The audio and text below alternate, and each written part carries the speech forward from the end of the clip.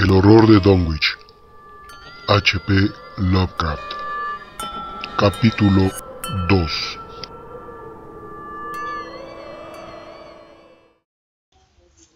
Fue en el término municipal de Dunwich, en una granja grande y parcialmente deshabitada, levantada sobre una ladera a 4 millas del pueblo y a una media de la casa más cercana, donde el domingo 2 de febrero de 1913, a las 5 de la mañana, nació Wilbur Whately.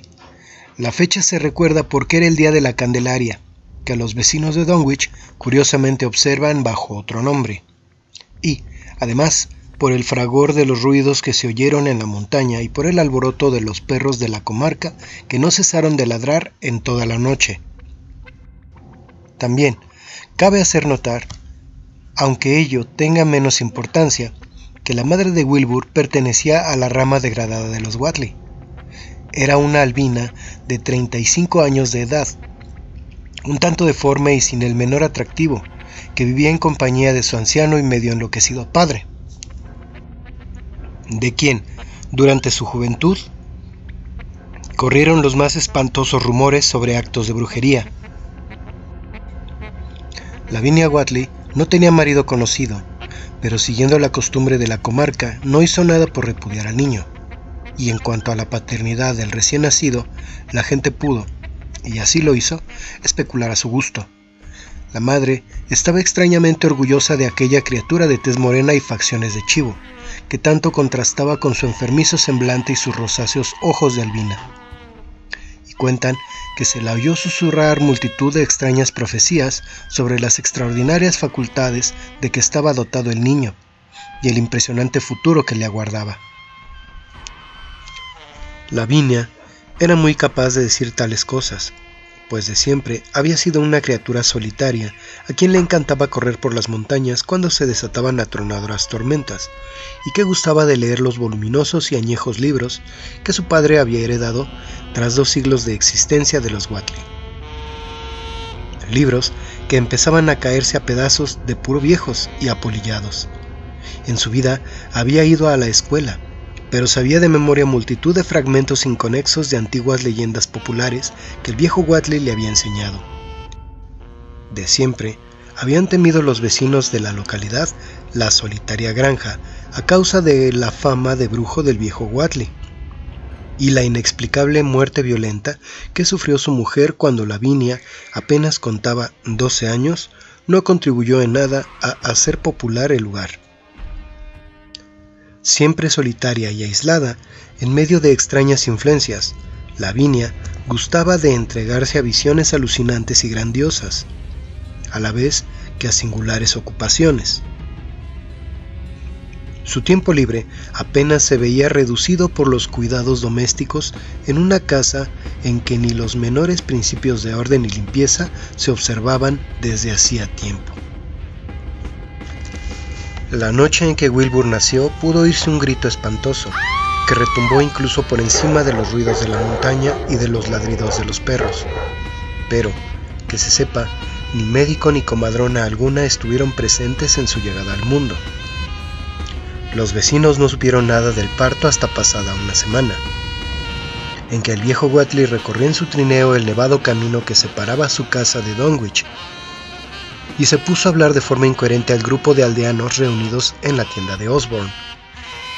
Parecía como si se hubiera producido un cambio en el anciano, como si un elemento subrepticio nuevo se hubiese introducido en su obnubilado cerebro, transformándole de objeto en sujeto de temor.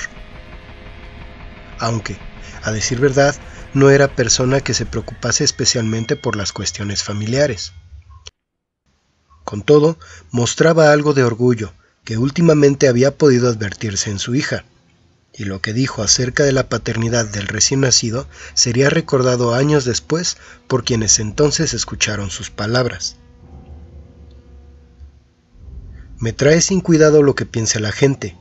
Si el hijo de Lavinia se parece a su padre, será bien distinto de cuanto puede esperarse. No hay razones para creer que no hay otra gente que la que se ve por estos aledaños. Lavinia ha leído y ha visto cosas que la mayoría de vosotros ni siquiera sois capaces de imaginar, Espero que su hombre sea tan buen marido como el mejor que pueda encontrarse por esta parte de Aylesbury. Y si supierais la mitad de cosas que yo sé, no desearíais mejor casamiento por la iglesia, ni aquí ni en ninguna otra parte. Escuchad bien esto que os digo. Algún día oiréis todos al hijo de Lavinia pronunciar el nombre de su padre en la cumbre de Sentinel Hill. Las únicas personas que vieron a Wilbur durante el primer mes de su vida fueron el viejo Zechariah Whately, de la rama aún no degenerada de los Whately, y Mamie Bishop, la mujer con quien vivía desde hacía años Earl Sawyer. La visita de Mamie obedeció a la pura curiosidad y las historias que contó confirmaron sus observaciones. En tanto que Zechariah fue por ahí a llevar un par de vacas de raza Alderney que el viejo Whately le había comprado a su hijo Curtis. Dicha adquisición marcó el comienzo de una larga serie de compras de ganado vacuno por parte de la familia del pequeño Wilbur, que no finalizaría hasta 1928. Es decir, el año en que el horror se abatió sobre Dunwich. Pero en ningún momento dio la impresión de que el destartalado establo de Whately estuviese lleno hasta rebosar de ganado. A ello siguió un periodo en que la curiosidad de ciertos vecinos de Dunwich le llevó a subir a escondidas hasta los pastos y contar las cabezas de ganado que pacían precariamente en la empinada ladera justo por encima de la vieja granja. Y jamás pudieron contar más de 10 o 12 anémicos y casi exangües ejemplares.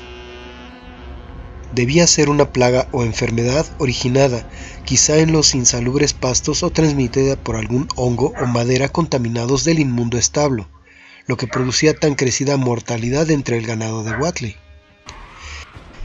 Extrañas heridas o llagas, semejantes a incisiones, parecían cebarse en las vacas, que podían verse paciendo por aquellos contornos, y una o dos veces en el curso de los primeros meses de la vida de Wilbur, algunas personas que fueron a visitar a los Whately creyeron ver llagas similares en la garganta del anciano canoso y sin afeitar, y en la de su desaliñada y desgreñada hija Albina.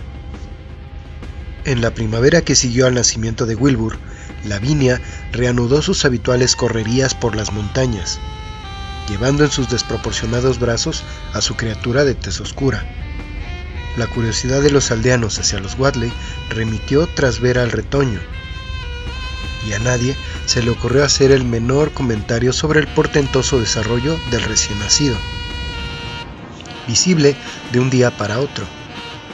La realidad es que Wilbur crecía a un ritmo impresionante, pues a los 3 meses había alcanzado ya una talla y fuerza muscular que raramente se observa en niños menores de 1 año.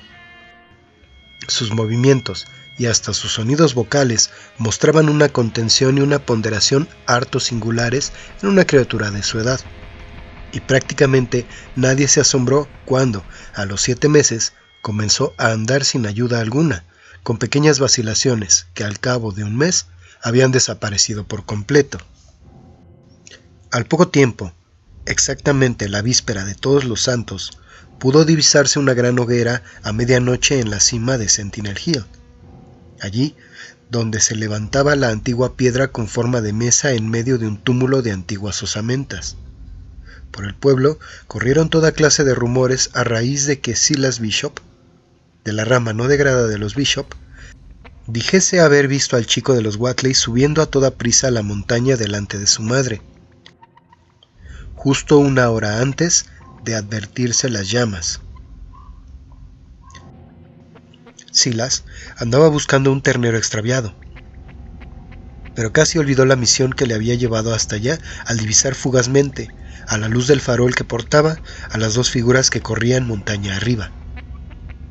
Madre e hijo se deslizaban sigilosamente por entre la maleza, y Silas, que no salía de su asombro, creyó ver que iban enteramente desnudos. Al recordarlo posteriormente, no estaba del todo seguro por cuanto al niño respecta, y cree que es posible que llevase una especie de cinturón con flecos y un par de calzones o pantalones de color oscuro.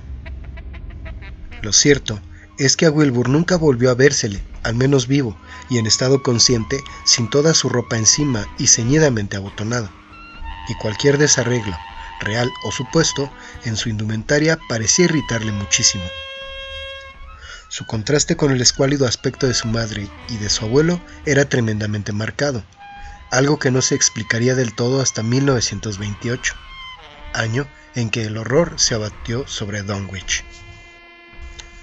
Por el mes de enero, entre los rumores que corrían por el pueblo, se hacía mención de que el rapaz negro de Lavinia había comenzado a hablar, cuando apenas contaba 11 meses.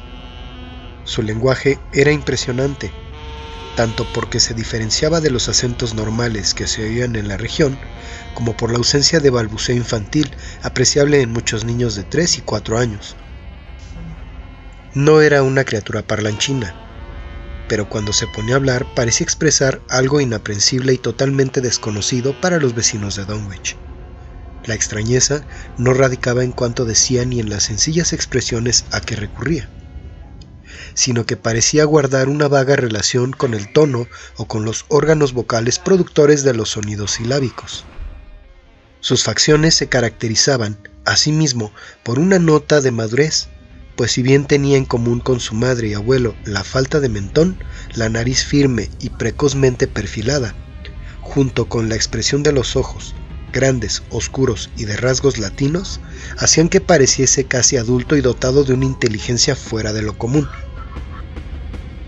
Pese a su aparente brillantez, era, empero, rematadamente feo. Desde luego, algo de chotuno o animal había en sus carnosos labios, en su tez amarillenta y porosa, en su áspero y desgreñado pelo, y en sus orejas increíblemente alargadas. Pronto la gente empezó a sentir aversión hacia él, de forma incluso más marcada que hacia su madre y su abuelo. Todo cuanto sobre él se aventuraba a decir se hallaba salpicado de referencias al pasado de brujo del viejo Whately, y a cómo retumbaron las montañas cuando profirió a pleno pulmón el espantoso nombre de Yog-Sothoth, en medio de un círculo de piedras y con un gran libro abierto entre sus manos. Los perros se enfurecían ante la sola presencia del niño, hasta el punto de que continuamente se veía obligado a defenderse de sus amenazadores ladridos. Hasta aquí el capítulo 2.